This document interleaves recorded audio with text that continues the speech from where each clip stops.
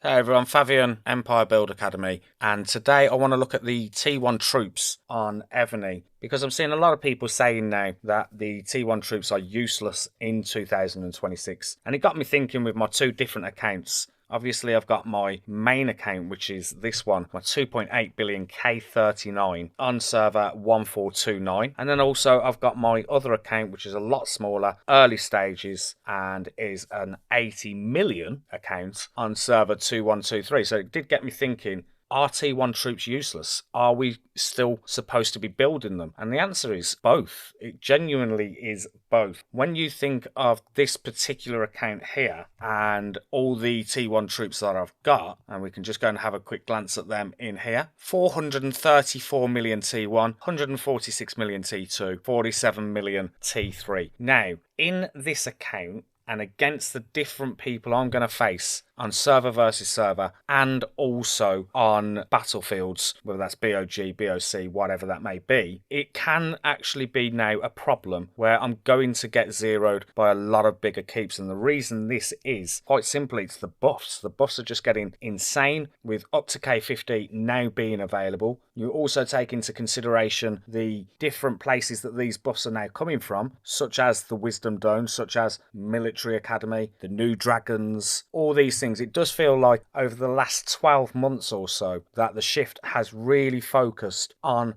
attack versus defense. So when it comes to T1 troops on this particular account, which I've been a T1 trap stroke T1 defense for a while now, I'm now going to have to consider a shift because the solos are rare. A lot of people are a little bit clued up as to what people are potentially. They'll send escape, they'll see what you're getting, they'll see what you've got in there. And to be honest, the only people that are going to try and solo attack you now on an account like this are the K45 plus. And to be perfectly honest, for K46 or a K47 with decent buffs came and hit me. Crucially, with the increased march size that they now have, this account is in trouble. So from a T1 perspective, this is now where you could suggest that my T1 troops are useless. And with that in mind, I'm actually going to now shift my focus and start considering building this into something that can defend better, but also can get involved more in the attack side of things. When we go into the troop counts from a layer perspective, obviously previously I was at the 20,000. I've actually now increased this to 200k for everything, which I think is a decent start from a layer perspective as a start to transition. If you think that's wrong and you think I'm making a mistake, again, please do mention in the comments. I'm going to use this particular image a lot. You're the expert, I'm definitely not. This account has got so much better because of the feedback and the advice that I'm getting from everyone out there. So 200,000 of every layer alongside all of those different T1 mounted that I've got as well, and the T2 and the T3. I still think I need to build them up as well. I did ask, should I go to K40 or build the troops up? And the advice that I got back was it's building those troops up. And I think that makes sense for me now. And that is definitely what I'm going to do. But going back to the T1 troops and are they obsolete? It really depends on where you're at in your game. Because again, if I was to go across to my other account, my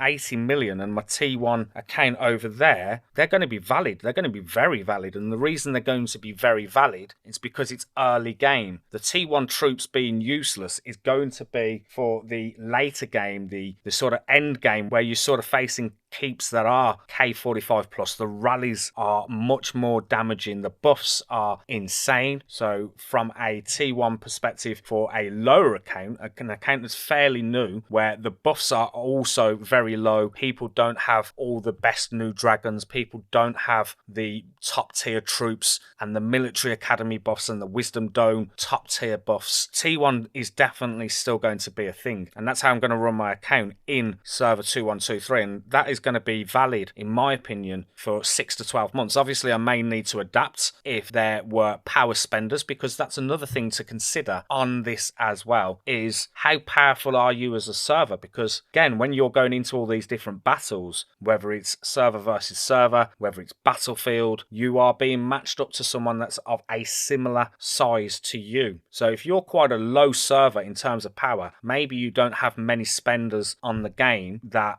other servers do, again, your T1 are definitely going to be very decent, especially if you've built a T1 trap account or a T1 defense account that has been built very, very well as well. That's another thing to consider, is you could be in a little bit of an older server than 2123, but again, if you're as a server quite low, then you are still potentially going to be okay with that T1 defense setup. On my server, on the 2123, which is fairly new, there is a 1.4 billion account. There's a couple that are approaching the 1 billion, but apart from that, it's quite steady. So again, I'm playing the first Battle of Zama at the weekend, so it'll be interesting to see what's going to go on there. Again, I'm still quite small and haven't built those T1 troops up, but again, once I've got those buffs working and I start to work on them in the different areas as a T1 trap to start with, before transitioning later to T1 defense, before again, maybe even 2 years away, before I start to consider doing what I'm now doing on my server 1429 accounts.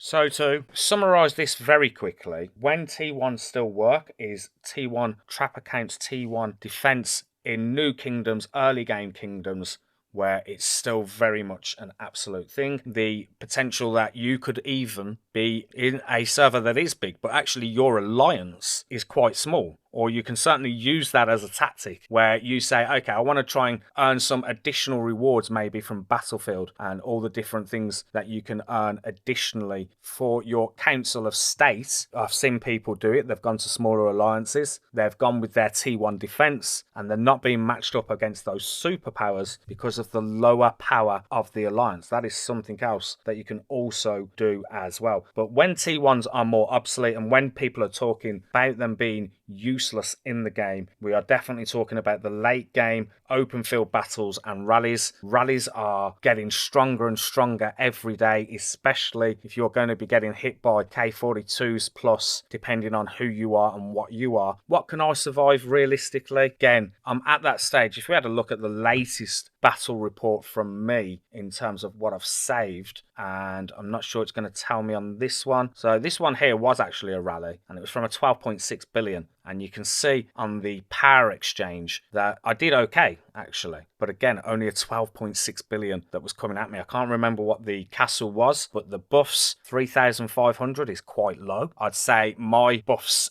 my standard buffs are also fairly low. I do think I'm doing okay on the debuff perspective, 1579. Again, this can still be increased. There's a few percentages where I can go. But realistically now, as server versus server gets harder and harder and we start having bigger and bigger people, this account with T1 troops is going to struggle. And I need to start to think about transitioning to higher tier troop counts from the T4+. What I actually need and exactly how much, again, I'm going to throw that back out to you guys because you would know better than me. I think the first thing I need to do is get that balance right with the T1, T2, T3. So I'm going to go 500 million. I'm going to go 250 million to T2. Then I'm going to go 125 million T3.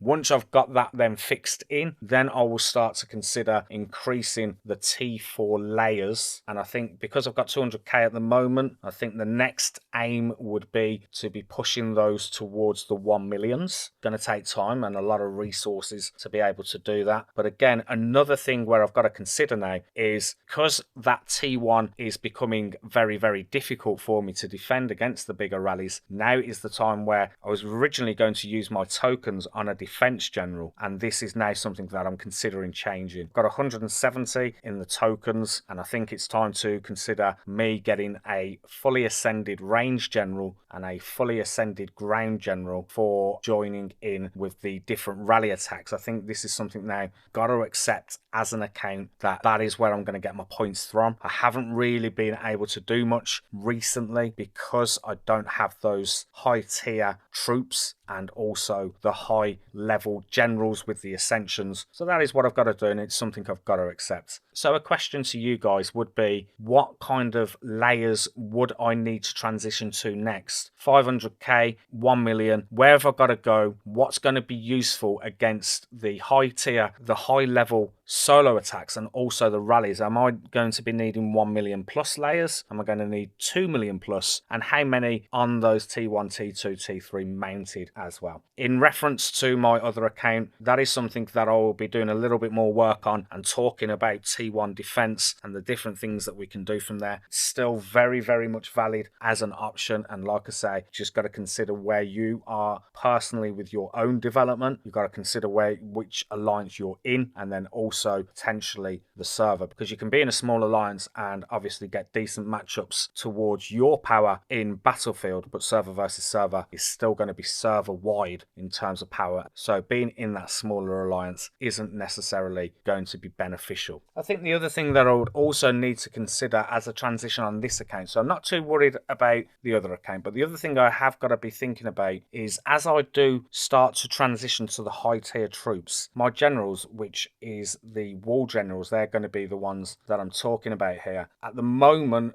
I do have flat refines because of those T1s and the low count of the high tier I've got. But as I start to transition, have I got to start thinking about potentially changing these to percentage refines for the high tier troops? And at what point would you do that? Would you wait until you have 2 million of every layer? Is it something that you would consider doing when you have 500k, or is that not enough? Again, I know it'd only be on the main wall general, so this is something I'm thinking about. And also, I know I did mention that I'll go after the range general, but as a transition into building these high tier troops, what kind of wall general would you have in relation to changing Queen Boudica and then obviously utilizing those percentage buffs come with the new generals? Would it be better to go with a mounted general or ground general? What would you put on your wall to utilize the percentage buffs that they would come with through their ascension? So there's a few things for me to think about, but in summary, T1 troops are not obsolete. They are not out of the game. They are very much still a part. Really depends on your level, where you're at, where your alliance is at, and where your server is at. And this is what you need to summarize as to whether you need to transition, like I'm going to on this account, moving forward with those higher tier troops. Do let me know your thoughts. Do let me know your comments. Give me any feedback that's going to help this account. It was something I wasn't anticipating doing quite this soon. So all your advice will be very much appreciated in the comments as I start this transition to building higher tier troops. So thank you very much for watching. Look forward to reading all those responses, and I will see you in another video very soon. Thanks for watching.